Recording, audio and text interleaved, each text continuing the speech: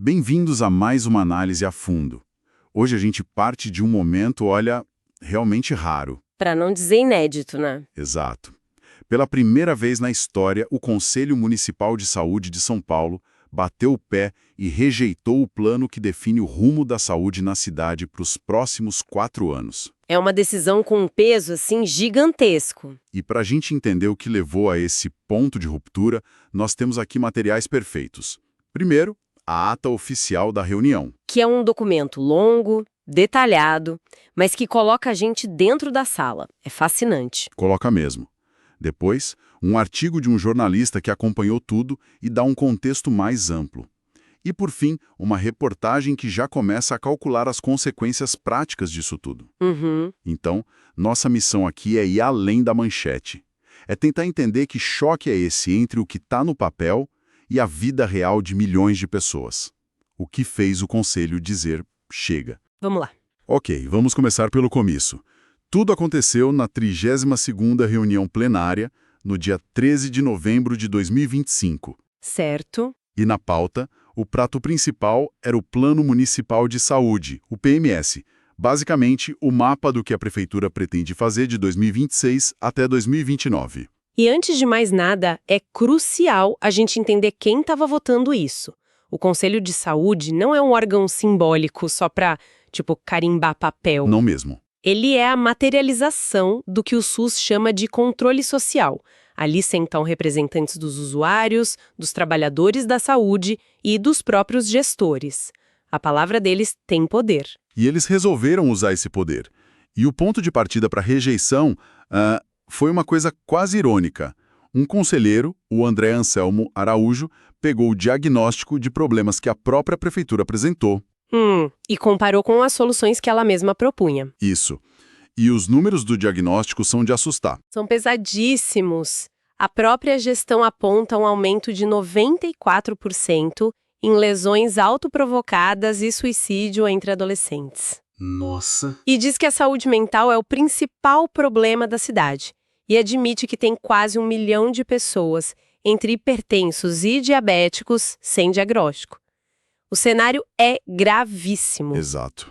E aí vem a pergunta. Diante desse diagnóstico, o que o plano propunha para resolver? Pois é, aí que a porca torce o rabo. Para o principal problema da cidade, a saúde mental, a proposta era... O quê? Nada. Como assim nada? Nenhuma meta de ampliação dos Centros de Atenção Psicossocial, os CAPs. Nem para adultos, nem para crianças. É uma desconexão que choca. É como um médico diagnosticar uma pneumonia grave e receitar um copo d'água. Exatamente. Um dos jornalistas que a gente leu, o Mauro Silva, usou uma expressão muito forte para isso. Chamou de negligência planejada. É pesado, né? É pesadíssimo, porque sugere que não foi um esquecimento, foi uma escolha. A crítica geral é que o plano era um documento capenga. Não parava de pé. Não parava, e essa desconexão aparecia em outras áreas.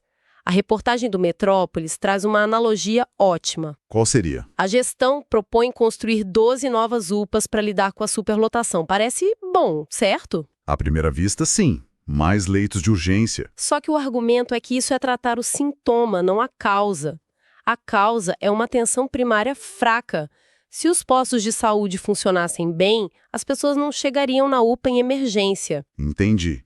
É como investir uma fortuna em extintores de incêndio em vez de cuidar da fiação elétrica para evitar que o fogo comece. Exatamente essa a lógica. Você foca em remediar a crise, não em construir saúde. E para os conselheiros isso é enxugar gelo. Tá, mas a prefeitura deve ter se defendido na reunião. Qual foi o argumento deles? Sim, se defendeu. A ata registra a fala do Fábio Salles. Da gestão, ele diz que o plano teve participação popular e jogou na mesa o risco financeiro. Diz que a reprovação traria um prejuízo gigantesco à população. O famoso vai faltar dinheiro. Isso. E a proposta dele foi, ok, vamos fazer mais uns encontros para ajustar o plano. E a resposta do conselho a essa oferta, ou talvez a parte mais reveladora de todas. Ou foi? A proposta de mais diálogo foi esmagada. 21 votos a 6 pela rejeição. Uau! Isso mostra que, para a maioria ali, o problema não era ajustar uma vírgula. Era um problema de concepção, de estratégia. Não adiantava mais reunião. O jornalista Mauro Silva foi duro nisso. Falou em alarmismo financeiro e chantagem institucional. O que as fontes sugerem é que o conselho virou uma chave. A lógica mudou de é melhor ter um plano ruim do que não ter plano para é melhor não ter nada do que aprovar algo ruim. Um recado bem direto. Um recado de que eles não iam mais aceitar o que, na visão deles, era uma peça de ficção. Exato. E essa tensão toda nos leva para o segundo grande ponto de atrito da noite. O boletim do ano passado, o relatório anual de gestão de 2024. E, de novo, a gestão chega com um número que parece um sucesso. 97% de execução orçamentária. Gastaram quase todo o dinheiro. Qual o problema? Pois é. E essa é a armadilha dos números bonitos. O conselho virou o jogo com um argumento muito simples. Gastar muito não significa cuidar bem. A execução financeira alta, por si só, não quer dizer nada. Exato. O dinheiro foi gasto, mas em quê? E qual foi o resultado disso na saúde das pessoas? E eles tinham dados para provar que os resultados não vieram. Sim, e a ata detalha isso. Eles foram listando metas de consultas de pré-natal que não foram atingidas, aumento da mortalidade na cidade, Nossa. indicadores de obesidade e hipertensão que deveriam ter diminuído, mas na verdade aumentaram. O recado era claro: o dinheiro saiu do cofre, mas não virou mais saúde na ponta. A conta não fecha. Não fecha. E tem um detalhe que para mim foi checkmate do conselho, veio da Comissão de Orçamento e Finanças deles. O que eles descobriram? Eles compararam a execução geral de 97% com a execução de uma área muito específica, a verba para transparência e controle social. Que é o dinheiro para o próprio conselho funcionar, fiscalizar. Exatamente. E o que eles viram? De um orçamento de quase R$1.100.000 para essa área, a gestão só executou cerca de 200 mil. O quê? Menos de 20%? Menos de 20%. Para os conselheiros, aquilo foi a prova material.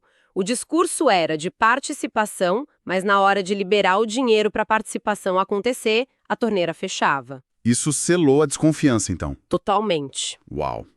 E a gente viu nas fontes que a discussão não ficou só nesses números grandes, né? Ela desceu para um lugar que todo mundo entende, a farmácia do posto de saúde. E que bom que desceu, porque é aí que a gente entende o tamanho do abismo. A pauta era assistência farmacêutica. A gestão começou e pintou um quadro, nossa, de primeiro mundo. Os números eram impressionantes. Um sistema com 680 farmácias, 1.500 farmacêuticos, um aplicativo remédio na hora. Falavam de indicadores de controle, alarmes de segurança. Olhando os slides, você pensa, putz, isso funciona como um relógio. Perfeito. Funciona como um relógio. Até que eles abriram o microfone para o público. E aí a narrativa perfeita desmoronou. A fala de uma convidada, Dora, da região da Sé, é de arrepiar. A ata registra a citação dela. No papel, tudo é muito bonito. Mas a gente sabe que na base nós estamos morrendo sem medicação, nem vitamina D tem nas unidades. Essa fala é o coração de tudo. Ela resume a razão da revolta do concílio. É o colapso do que o jornalista chamou de ficção administrativa. E não parou nela, né? Outras pessoas falaram da falta de antibióticos, da falta de risperidona, que é crucial para crianças com necessidades especiais. Exato. Não era só a falta do remédio, mas também a burocracia. Um convidado contou que fez uma cirurgia, o médico da própria rede receitou um remédio, mas na farmácia descobriu que o remédio não estava na lista oficial. E aí ele não pôde pegar? Não pude. Teve que comprar do próprio bolso. A regra é que o médico só pode prescrever o que está na lista, mesmo que o paciente precise de outra coisa. O que transfere o custo para o cidadão. Exato. Mais uma rachadura no sistema. E ainda teve uma acusação de desperdício, né? O conselheiro André Anselmo questionou o descarte de milhares de ampolas de medicamentos. Um prejuízo de mais de R$200 mil. Sim. A gestão se defendeu, disse que eram sobras da pandemia de Covid, quando as compras eram feitas numa escala diferente. Mas, no clima daquela reunião... Caiu como uma bomba. Com certeza. De um lado, a Dora dizendo que falta vitamina D, do outro, o conselho mostrando que remédios caros estão sendo jogados fora. É esse contraste que é tão chocante. É o resumo perfeito da noite. Esse momento da farmácia materializa a desconexão. De um lado, os relatórios da gestão, os aplicativos, do outro, a experiência real da pessoa que vai até a UBS e ouve, não tem. E agora? Qual o cenário que fica? Bom, a situação é delicada. A reportagem aponta que, com essa reprovação, São Paulo pode perder acesso a verbas federais a partir de 2026. E a briga não acabou, né? Não acabou. O secretário de Saúde, que também é o presidente do conselho, pode vetar a decisão. E se ele vetar? Aí a bola volta para o conselho, que precisaria de uma maioria qualificada para derrubar o veto. Ou seja, a disputa vai continuar. Fica claro, juntando tudo, que isso foi muito mais do que uma votação técnica sobre um documento. Com certeza, foi um ato político no sentido mais puro da palavra, sobre a validade do planejamento público e da participação social. Certo. O Conselho emitiu uma mensagem poderosa. Um plano que identifica problemas graves, mas não propõe soluções.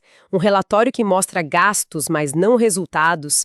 Na visão deles, é pior do que não ter plano nenhum. Foi uma recusa a continuar validando o que eles perceberam como uma ficção administrativa. Exatamente. E essa análise toda nos deixa com uma pergunta que fica ecoando. As fontes revelam esse abismo profundo entre os dados das planilhas e a experiência real das pessoas. Isso levanta uma questão fundamental. Se um plano de saúde é formalmente perfeito, se seu orçamento é quase todo executado, mas a pessoa na ponta continua sem o remédio, sem a consulta, sem o cuidado que precisa, esse plano cumpriu de fato seu propósito?